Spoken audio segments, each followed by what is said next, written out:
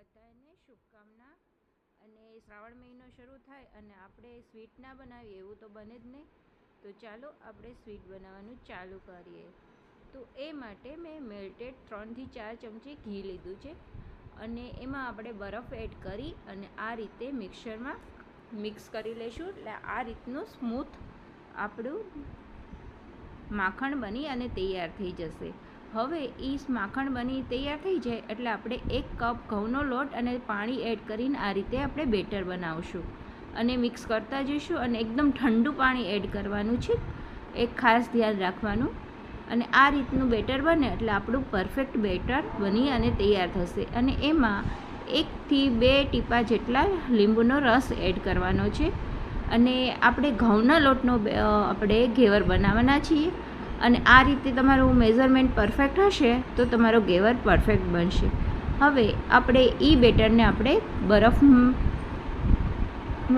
એક બાઉલમાં રાખવાનું છે જેથી કરી આપણું એકદમ બેટર ઠંડુ રહે। અને આ રીતે આપણે થોડું થોડું એડ કરી અને આ રીતે ગરમ ઘીમાં આપણે એકદમ વ્યવસ્થિત ઘી ગરમ થાય એટલે આપણે આવી રીતે બેટરને એડ કરતા જઈશું ને આ રીતે આપણે એકદમ પરફેક્ટ જાળીદાર ઘેવર બની અને તૈયાર થશે। જો તમે આ રીતે મેઝરમેન્ટનું પરફેક્ટ માપ હશે તો તમારું ઘેવર પણ ફર્સ્ટ ટાઈમ તમે બનાવશો તો પણ પરફેક્ટ બનશે। આ રીતે આપણે બધા ઘેવર અને બનાવી અને તૈયાર કરીશું। અને તમને જો આ રીતે મિક્સરમાં તમને ન ફાવે તો મેં એક ક્લિપ એડ કરી છે અને તમે એ રીતે પણ તમે ઉપર જોઈ અને એ રીતે પણ બેટર બનાવી શકો છો। અને આ રીતે તમે ઘેવર બનાવશો ઘઉંના લોટનો હોવાથી થોડુંક બ્રાઉનિશ કલર આવશે પણ એમાં કોઈ વાંધો નથી। અને આ રીતે તમે થોડુંક દબાવી અને ઉપર પણ ઘેવરને આપણે વ્યવસ્થિત ચડી જાય એ રીતે બનાવવાનો છે। હવે ઘેવર ઉપર આપણે એડ કરવા માટે એક રબડી તૈયાર કરીશું। ફટાફટ બની જાય એ માટે 1 કપ દૂધ, અડધો કપ આપણે મિલ્ક પાવડર એડ કરીશું અને મિક્સ કરી લઈશું।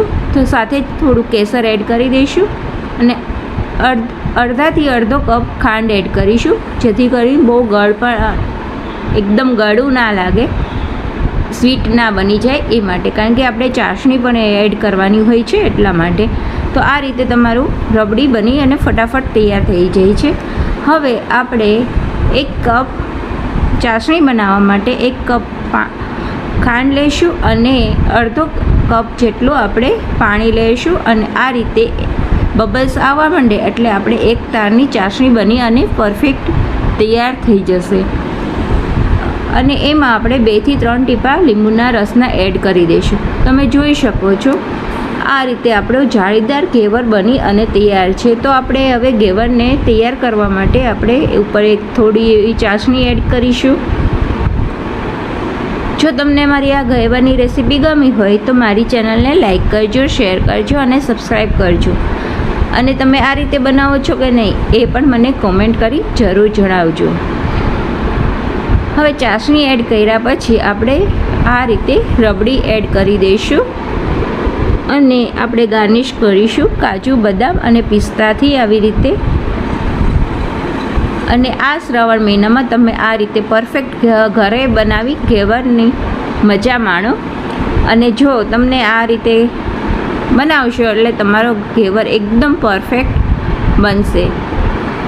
તો છે ને મોઢામાં પાણી આવી ગયું ને।